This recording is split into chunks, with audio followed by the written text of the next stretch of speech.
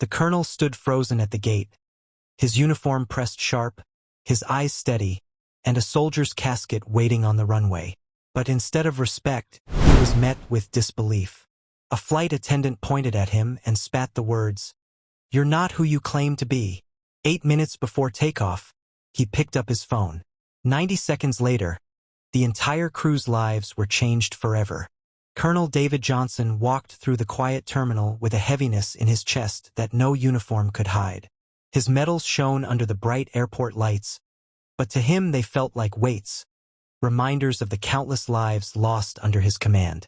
This mission was not a battlefield operation, yet it carried the same gravity. He was escorting Private Marcus Williams, a young soldier whose life had been cut short far too soon, back to his family. The polished oak casket, draped with the American flag, waited in the cargo hold. For David, it wasn't just another duty. It was a promise. He had stood in the Williams' living room days earlier, looking into the tearful eyes of a grieving mother, and vowed that her son would not come home alone. Every step he took toward the gate echoed with that vow. People glanced at him as he passed, some with admiration, others with quiet curiosity, but he barely noticed. His thoughts were with Marcus, his last laugh, his final letter, his unfinished dreams. He remembered Marcus telling the platoon that he wanted to become a teacher after the army, that he wanted to shape lives instead of lose them. Those words replayed in David's mind, making the silence of the airport feel almost sacred. As he approached the boarding area, David adjusted his cap and straightened his shoulders. This wasn't about him, it was about respect, dignity, and the sacred duty of bringing a soldier home. He was determined that Marcus's journey would end with honor. Little did he know, within minutes, that honor would be challenged in a way he could never have imagined. Just as Colonel David Johnson neared the gate, the weight of his promise still pressing against his chest, a sharp voice cut through the air. "Excuse me, sir, you can't go through here." He stopped, startled not by the words themselves, but by the tone. The flight attendant, a woman with a stiff expression and arms folded firmly across her chest, stepped directly in his path. Her eyes scanned him with the cold scrutiny of suspicion, not respect. David calmly reached for his military ID, presenting it with the steady composure that had guided him through years of service. "Ma'am," he said evenly, "I am Colonel Johnson, assigned to escort Private Williams remains home." Instead of softening, her lips curled into disbelief. She let out a small, derisive laugh. "Anyone can buy a uniform off the internet," she said, her voice raised enough to draw the attention of nearby passengers. Heads turned. Phones were lifted. A murmur of unease spread through the line. David felt dozens of eyes settle on him, not with admiration now, but with doubt, as if his honor were suddenly on trial. He tried again, his voice calm but firm, explaining the escort orders and the sacred nature of his duty. But the attendant cut him off, her tone sharper, her hand still blocking the way. "You're not boarding this aircraft. Not while I'm in charge." The words hit like a slap.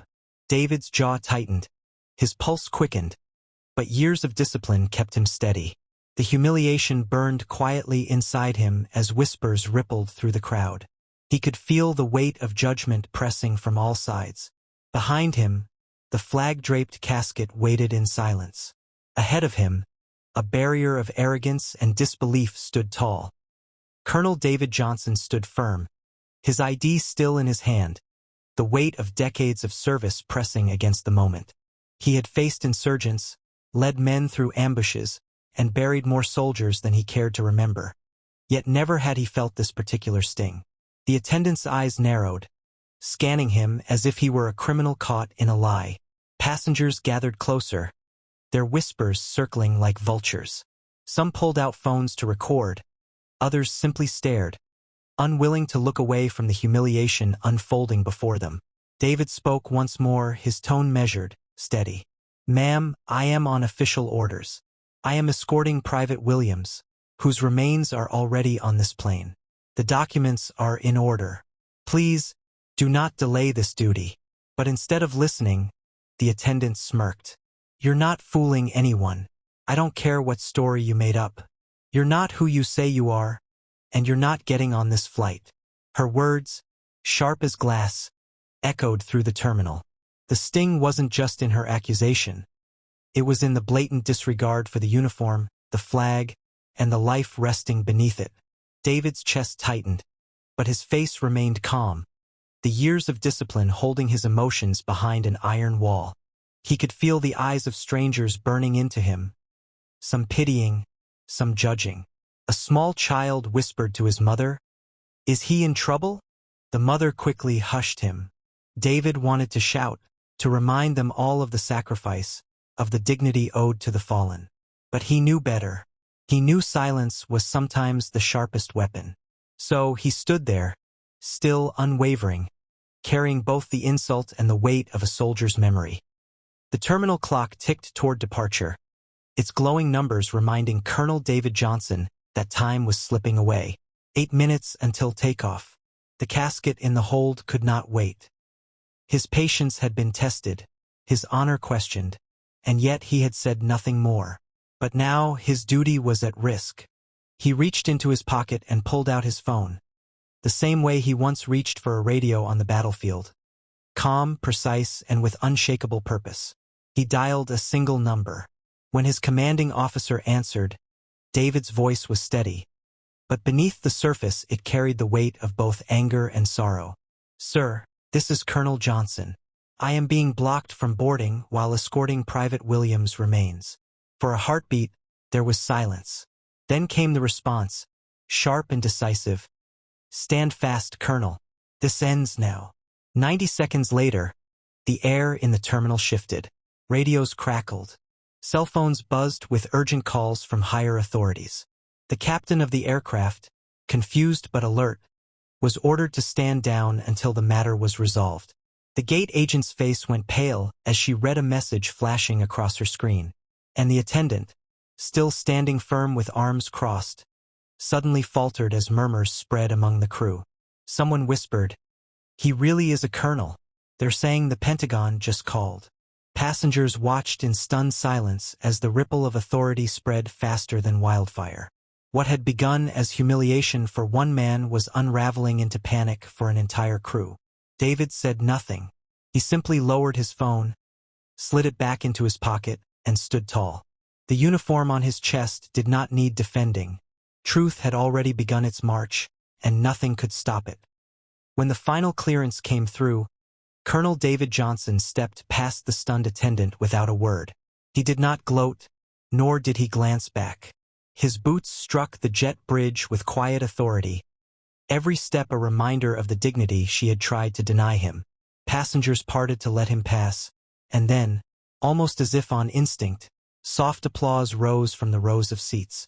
Some clapped hesitantly, others with conviction, their eyes filled with quiet shame that they had stood by in silence. David gave no nod, no smile. His focus remained on the flag-draped casket secured below, the reason for his presence and his restraint. Hours later, as the aircraft touched down, the soldier's family waited on the tarmac. David descended first, his uniform still crisp, his resolve still steady. Behind him, the casket was carried with reverence. He met the mother's tear-filled eyes and gave her a solemn nod. The promise had been kept. Her son had not come home alone. But for the airline, the storm was just beginning. By the time the plane landed, the attendant and the crew involved had been removed from duty. Headlines began to spread. Colonel blocked from escorting fallen soldier. The story ignited outrage across the country. It was no longer just about one colonel, one soldier, or one insult. It became a symbol of how honor must never be questioned when it is carried in the name of sacrifice. As David stood with the grieving family, the noise of the world faded away. The cameras, the headlines, the anger, none of it mattered in that moment. What mattered was the flag, the family, and the promise kept. And in silence, the colonel whispered to himself, "Mission complete."